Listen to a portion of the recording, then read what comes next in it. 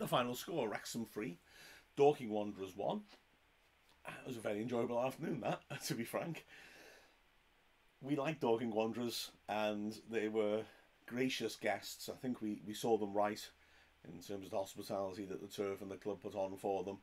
And they rewarded us by playing some very attractive football. It was easy on the eye. And although I didn't really feel the result was ever in doubt, Dorking certainly showed enough to suggest that they deserve to get away from the relegation battle that they've slipped into. They're committed to the way that they play football, and there's a lot to enjoy and a lot to admire in that. It's not just off the pitch at Dorking, a gentleman. They played some really interesting stuff on it. In fact, to be frank, in the first half, certainly, they had as much of the ball as anybody's had at the racecourse this season. Their possession best play was good, and I thought we could have been better in terms of when attacks broke down, we were tending to hack it clear because they were getting bodies high up the pitch. I think there were occasions where they pressed at judicious times, and as a result of that, we were just knocking it clear, and it was coming back in at us again. And well, I'll explain later, but the goal they scored may have been a consolation, but it did sum up quite nicely exactly how they were looking to go about things. But despite that, they weren't really opening us up often. They weren't really finding many chances. They had Harry Ottaway up front, who was really dangerous in the air. But they'd left out Seb Bowman to accommodate him. And Bowman is a wide player I've seen a little bit before. Who's got a good delivery on him from the flank. And once he came on with Ottaway on the pitch, they start to have a bit more cutting edge. Wrexham weren't getting the ball down and playing as we'd like to. But as we know, we can mix it up.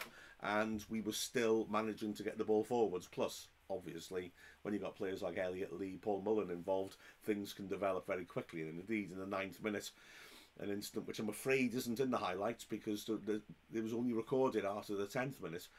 Mullen ripped a great cross in from the right-hand side. Elliot Lee, from very close range, got his head to it. Just couldn't get on top of the header, though. It was whistling across, and he headed it against the underside of the bar, dropped down, and came back out to safety. 3 minutes later, the same combination, and a sensational result. Lovely build-up play down the left-hand side. Lee slipping it to Mullen, who popped it back to him perfectly, and Lee cutting inside as he likes to, and then from about 25 yards on his right foot, hitting an absolute screamer into the top right corner. A glorious goal by Elliot Lee to give Wrexham the lead. But Dorking were not shaken by that. They kept playing, they kept passing, they kept moving it about, and we continued to have to be diligent in defence and had to accept that there would be long periods without the ball. We didn't panic, that was good, but we only broke on them, I would say, consistently in the last 20 minutes of the half. Dorking had a decent chance around the quarter-hour mark, a really big scramble. McShane, who is their top scorer, and I thought did well in a slightly withdrawn position, threaded a lovely ball down the right, punched across in low, and there was a great block by Tunnicliffe, but it hit a defender and span back in the danger area and had to be denied by another good block under the bar. Wrexham riding their luck a little bit there. At the other end, Lee attempted something audacious, battling for the ball 25 yards out, and once he got to it, hitting a snapshot before the keeper was set, but it went wide of Dan Lincoln's goal. Lincoln would go on to be a very important figure in the game, and his duel with Lee was quite something to behold. Wrexham now went close from the long throw. Like I said, we have variety in our arsenal. Tozer hurling it in towards the end of the 6-yard box. Dalby selected to give Palmer a break, and also because he merits being selected at the moment of the super form. He's then stretching, did well to get his head to it, but couldn't really get any control on the ball. But he glanced it across the keeper, and this time, unlike his older shot, it was just close enough for Lincoln to react swiftly and show good hands to hold on to it as it threatened to go past him on the left-hand side.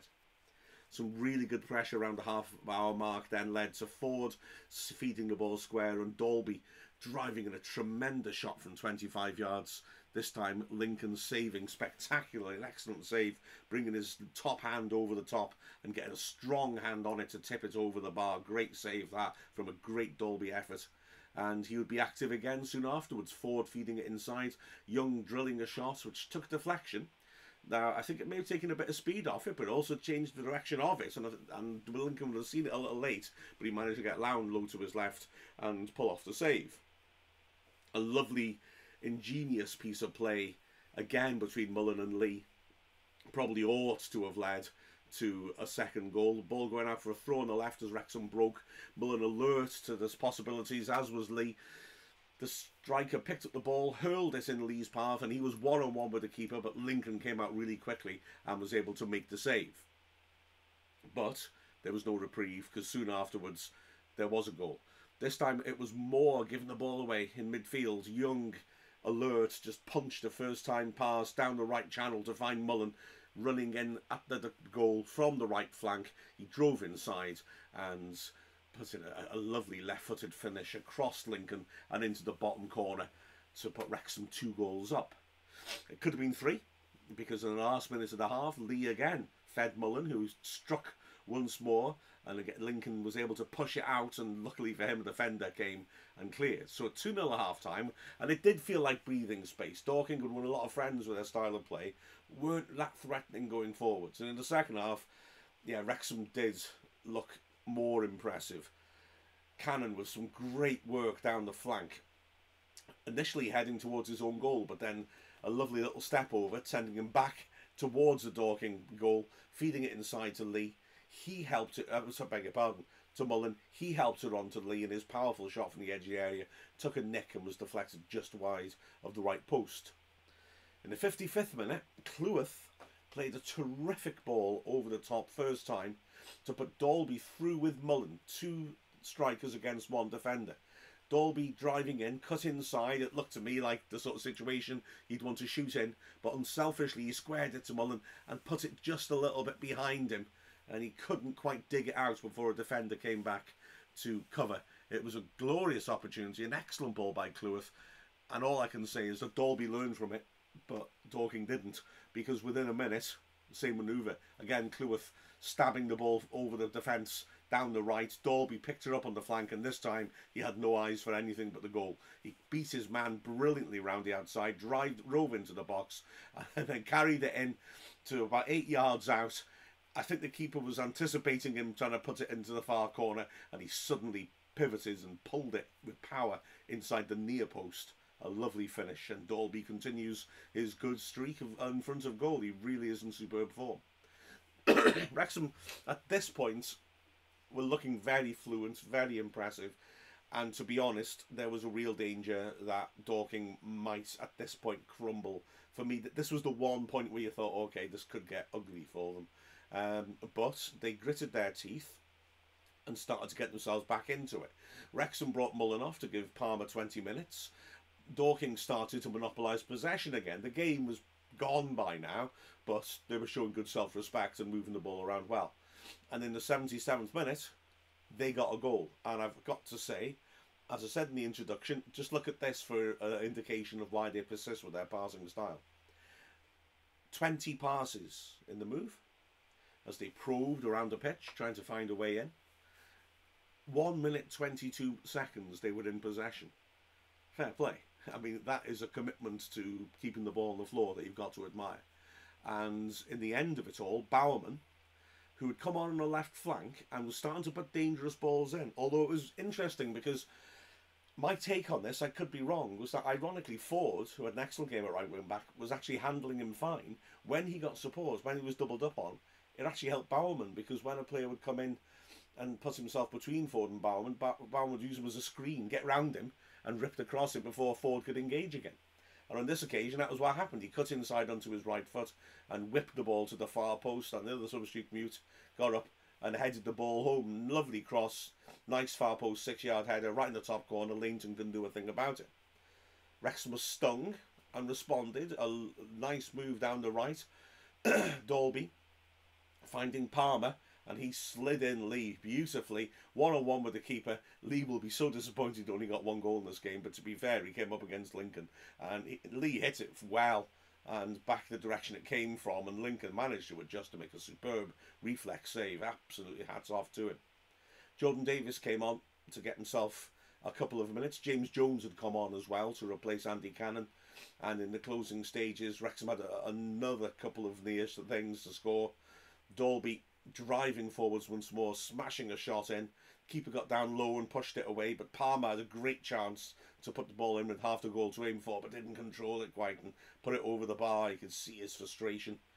And then the last minute, Mendy with a glorious charge, just about got there ahead of Moore on the halfway line, knocked it past him and was away.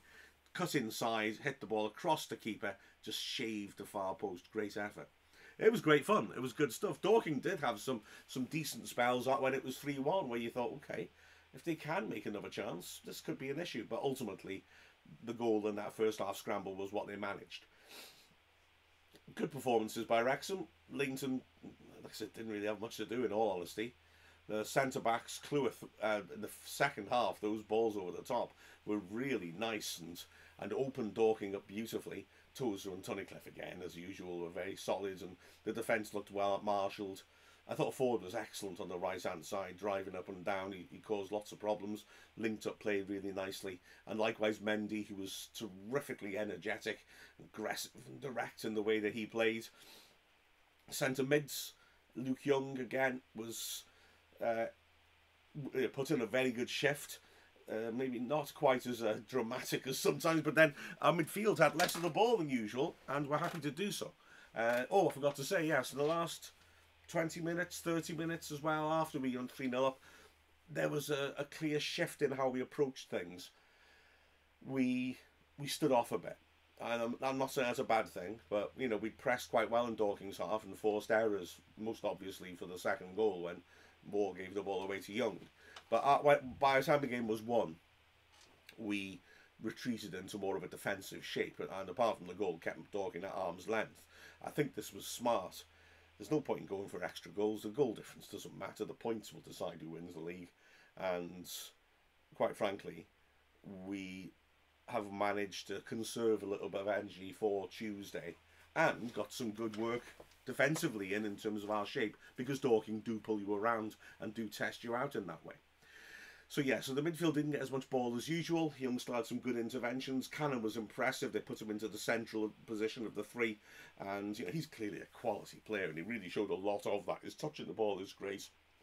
His ability to go past a man in a crowded area, his ability to spot a pass, clearly a high quality signing. And then the other midfielder, of course, was Elliot Lee, who was effervescent, really enjoyable to watch him. He was everywhere. He made the odd mistake trying to stretch too much, perhaps, to try and play the killer pass. He will be disappointed he didn't score more than one, but he was excellent. I mean, he was such a good player. Mullen, again, just lovely little bits of intelligence, the way he worked with Lee. The finish was terrific. And, well, in the commentary, we gave the man of the match to Mendy. It was a split decision. I was the dissenter. I thought Mendy was excellent. I went for Dalby. I thought Dalby was, again, showed that if you give him a chance, he'll grab it. Especially after Ed Harris, the centre-back, who did well, had to go off injured. Because he was a good presence in the centre of defence, and he was doing pretty well in the battle against Dalby in the air. Once he went off, Dalby was dominant in the air. His energy was terrific. He's running in behind. His selflessness maybe denied him another goal when he squared that ball to Mullen. He took his goal beautifully, though. And yeah, I thought he was genuinely terrific.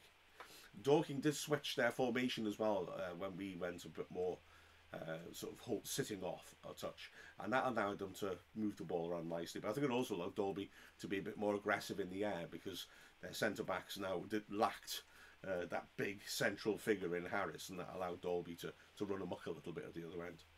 It was great fun, almost as much fun as watching the second half of the Notts County game when I came home. So Wrexham have gotten to us into a very nice position now. And then the best result of the weekend, despite what happened on Saturday, well done to the Wrexham women's team. Sadly, I was a bit under the weather today, as anyone listening on Saturday will have known. And I wanted to go to that game and wasn't able to. But brilliant to see a 3-1 win at Connors Quay Nomads, our title rivals. 2 goals in injury time as well. And that leaves us in a great position of having 2 games left and essentially needing 1 more point, because we have a goal difference which is 20 more than Connors Quay. So 1 more point surely does it. We play Connors Quay in the last game of the season. So if we draw at Rill next Sunday, then Connors Quay are going to have to beat us by 10 goals on our own patch, which doesn't seem feasible, does it really? But anyway, congratulations to Steve Dale and Gemma Owen and all the players. An outstanding achievement, and Wrexham Football Club on the verge of an honour, and hopefully there'll be 2 trophies, 2 league titles by the end of the season. With a final score of Wrexham 3, Dorking 1, I'm Mark Griffiths from Wrexham AFC. Stop recording.